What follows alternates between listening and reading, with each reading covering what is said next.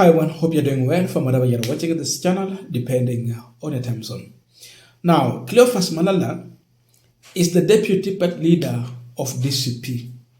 Many of us thought that when Gachagwa will be forming a new political party, he will give Malala the Secretary General position.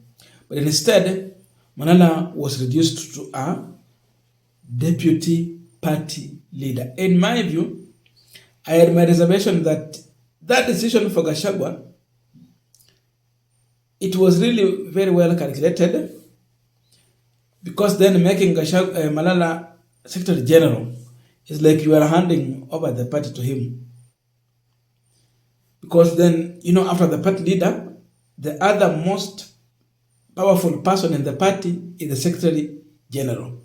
So Gachagwa, in his own wisdom, he avoided making Malala the Secretary General. So Malala has been serving and is still serving as the deputy party leader of DCP. And Honorable Njeri Maina, or Maina Njeri, dropped a bombshell on Malala.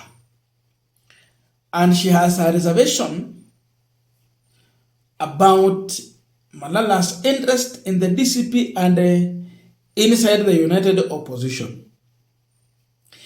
In her own statement, she's alleging that Malala is a mole in DCP party for the state. That is her position.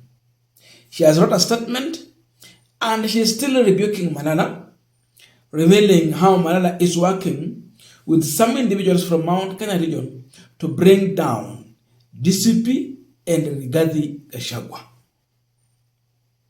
So I want us to go into that statement and we will look, we would want to know more about the Honorable Member of Parliament by the name Maina Njeri. Tutaangalia tujue ni nani huyo kabisa. But at first place, here is what she has shared on the Facebook page.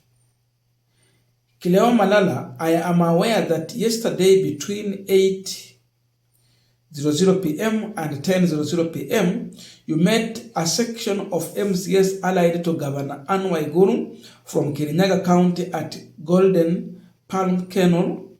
I am also aware that the agenda was to create a splinter group to fight His Excellency Rigathi Gachagwa's foot soldiers in that county.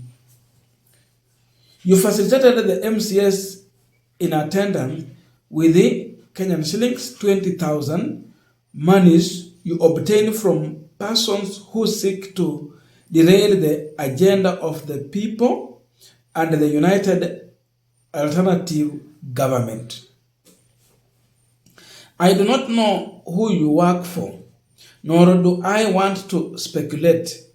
I also do not know what person vendetta you have with the leaders supporting His Excellency in 020. And I want to say this publicly so that it is on record. You are aware that we have had private meetings over this issue, so excuse my lack of discretion on this, as you've now crossed the Rubicon. Meskeyo, they have had several meetings about this. So it means this thing did not start today. They have been discussing the conduct of Cleophas Malala. You infamously had the bad habit as SG in your former party of soliciting money from everyone and anyone for favors. Unfortunately, it seems that you have not changed one bit. So bring it on. You shall face off with me here. The rubber meets the road. In case you forgot where I come from, we milk lions while seated on a porcupine. I shall treat you with the contempt you deserve going forward. That is what she's alleging about Malala. Now, who is Maina Njeri? Maina Njeri is the woman representative for Kirinyaga County. She was elected to the parliament on UDA ticket in 2022 at age of 28. Alikuwa na miaka 28. Maina Njeri is one of the youngest, most vocal and legally trained legislator focusing on social justice, human rights and youth empowerment. Hiyo ndio description tunajua kuhusu huyu kiongozi ambaye sasa ameamua kumfokea Cleophas Malala. The question is there any truth in this statement that Malala could be a mole for someone? That's a discussion I would want us to look into. But before we go into that discussion, I have a quick and humble request. For those who are watching the channel and you have not yet subscribed, please consider subscribing. To our returning subscribers, I must say thank you so much. And again, to all our viewers, please give the video a thumbs up. Thank you so much, and back to our discussion. By the way, before we give our views on this matter, unajua kuna mambo hapa Maina Njeri has told Gachagwa. Malala amesema ya kwamba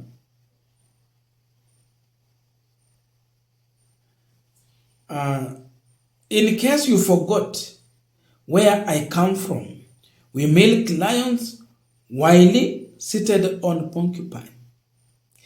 That's not a joke. She even went on to insist on that statement by sharing an image showing her face seated on a lion, seated on a porcupine at the top of a lion with a jerrycan of milk. Na hivi ndiye amesema, hi AI Cleophas Malala, in case you forgot where I come from, we milk lions while seated on porcupine. I shall treat you with the contempt you deserve going forward, says Honorable Njeri Maina. She's not joking. I'm learning about 2-3 things here. What Honorable Njeri Maina is talking about is not just her own statement. It is like she has been made the mouthpiece to speak out this matter. But it's like the group from DCP party has been well aware of this matter because he has said they have had meetings, private meetings on this issue. But now it's like it is becoming too much. And because of that, she's now coming out to expose it. So it seems she has a go-ahead from the UDA quarters. She might even be having the blessings of the party leader to speak about this matter in public and put it on record, exposing Malala. You can understand why Gachagwa did not make Malala Secretary General of the DCP party. Because Malala is a very vocal man. You would want to have ndio atoshana kwa kile kiwango cha Sifuna wakati Sifuna alikuwa Secretary General wa ODM. But they opted for a different person. Is there a possibility that Malala indeed is a mole? It is very easy to doubt. Yes, he has explained that Malala met some MCS in Kirinyaga, allied to Anne Waiguru, na wakapata some handouts. So what are they planning? Look at the character of Malala. For me, the day Malala moved from ANC to UDA to DCP, I concluded that he is not one person you can bank on for support or trust. Malala was able to betray Mudavadi quickly. He moved to UDA party and quickly betrayed William Ruto by falling in for Gachagwa's money. By then walisema Gachagwa ndiye anamshawishi. So Gachagwa anajiuliza swali, kama nilitoa Malala kwa Ruto kupitia tu kwa pesa, niko naye hapa, ni nini nitashinda Ruto kumrudisha huko na akuwe more? Is that a possibility? And then the team might be learning that Malala, yani wanajiuliza maswali, how come so jamani hata chama kubwa kama hiyo? How? Was there any other plan?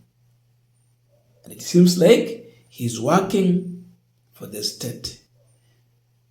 Because when you are deputy party leader, you sit on the decision-making table where everything is always decided. So we will be waiting for the response from Malala as far as the issue of being called a mole and all that is concerned. But I don't know your views. What is your views on this matter? Is it true that Malala is a mole? Or this team wanted just to fight Malala out from their quarters? I don't see Malala surviving up to the ballot in Gachagwa's side.